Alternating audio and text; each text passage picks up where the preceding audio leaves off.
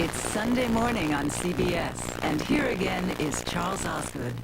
From time to time, beginning today, we plan to take you to visit some remarkable people who, despite every obstacle, are living their lives to the fullest.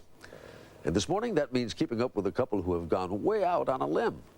Our Rita Braver has been hanging around with them, and she's brought back the pictures to prove it. Okay, so here's how you get started. You're going to take your both hands below this big knot right here. Get a good grip, pull, now push. That's it. Grip. Most people have climbed trees as children. It's apple pie. It's very normal to climb trees. I mean, hey, the human species, you know, we used to live up there.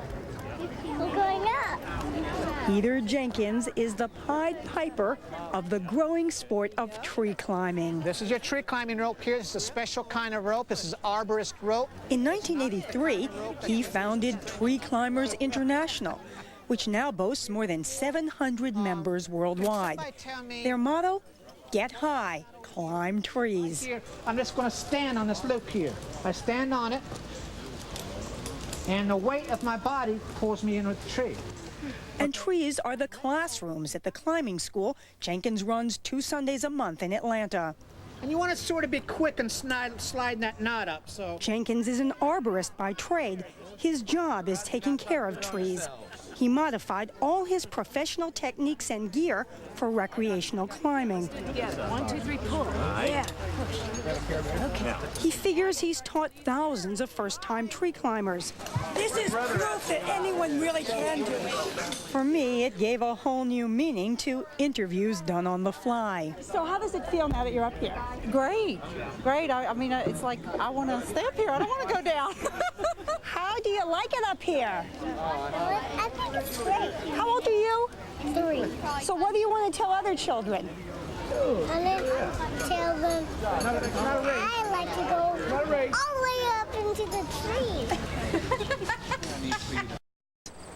Peter and Patty are headed out to Washington State, deep into an old-growth forest.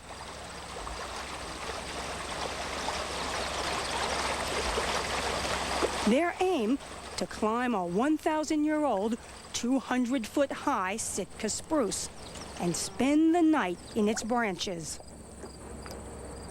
Did you ever say to yourself, look, this is the kind of dream that somebody who's on crutches really can't possibly expect to be fulfilled? No. No, somebody who's on crutches, who's a post-polio, that doesn't enter my head either, because post-polios are unstoppable. You know, if we make up our mind to do something, we're going to do it. You're not worried about it for her. What about Patty? Yeah. She's a tough old bird. You kidding me? You kidding? Peter said you were a tough old bird. I know he's going to pay for it, too.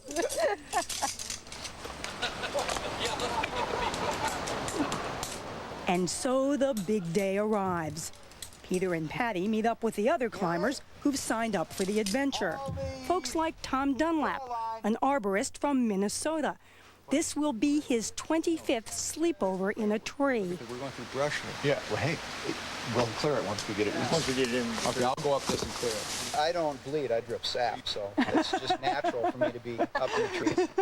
And spending time with old friends and making new friends. 99% of the time I'm in a tree, it's by myself down the street from my house, eating lunch. Dan House is a heating and air conditioning contractor from Kansas City. I find that this is a good outdoor adventure. It's vertical hiking, vertical camping. I just can't wait for the fog to come in and the sun to come up, and we're above the clouds tonight. And the climbers are eager for you to know their focus on safety, both for themselves and for the trees. There's no harm to the tree. Using climbers' spurs or gaffs like pole climbers, no, that's a no-no. Driving nails and stuff in the trees, that's a no-no. We don't want to penetrate the trees.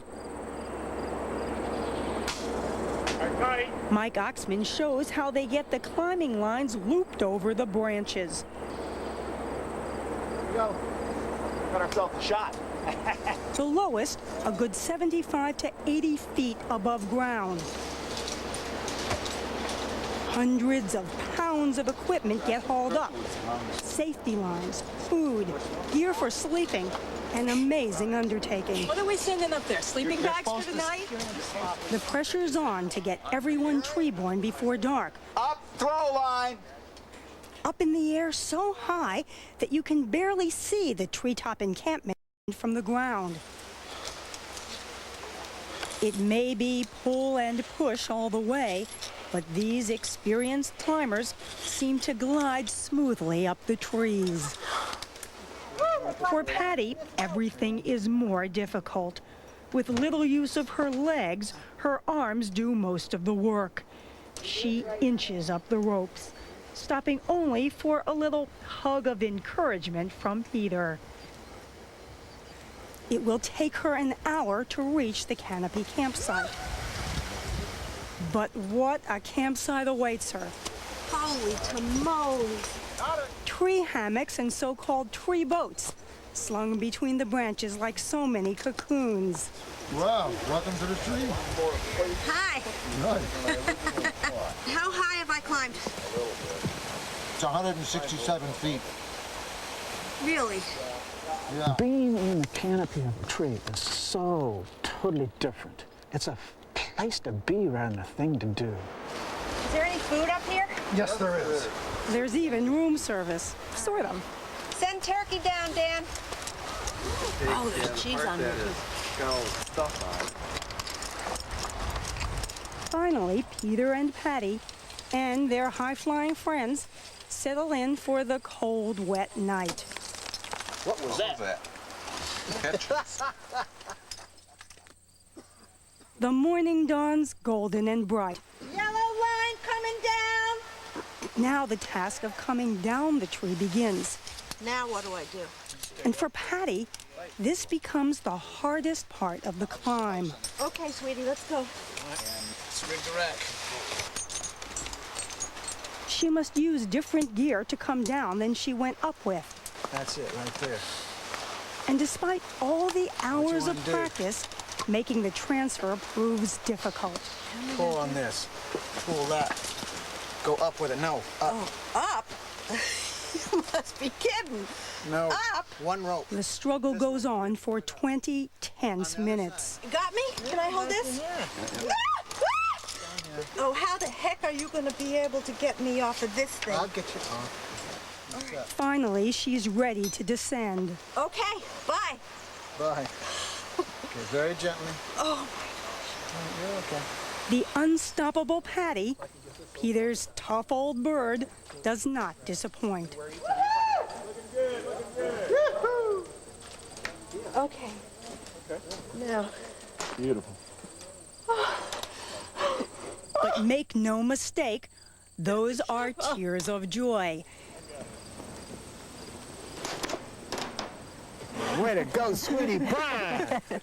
In fact, it turns out to be one of the happiest mornings of Patty Schwartzman's life.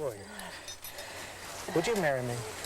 Oh, no, you're not doing this. The coolest woman I've ever known. Oh, you're not doing this. They were married yesterday, under a tree, of course.